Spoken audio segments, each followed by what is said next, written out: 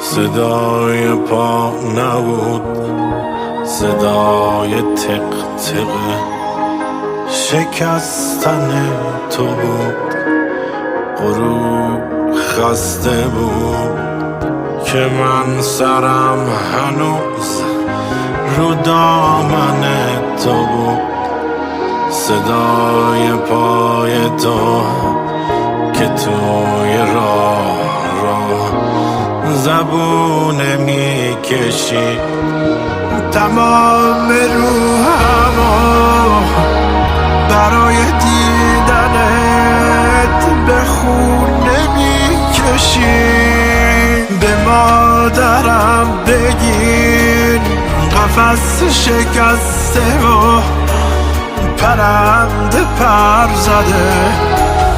به مادرم بگین بهار اومده، جوون سر زده.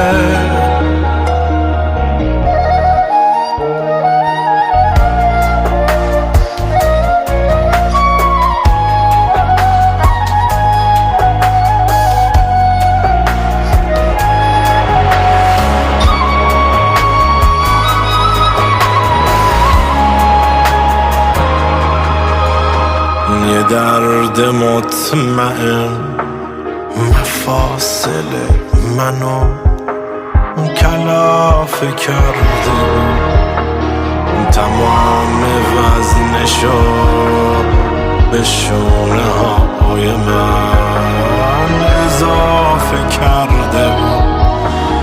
غروب رفته بود، غروب توی مه، غروب تو غبار، غروب بیقرار، غروب رو سیاه، غروب بی پناه.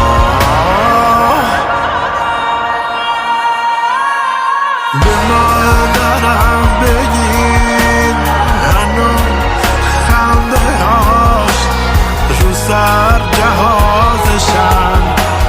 به مادرم بگین هنوز گریه هاش تو جان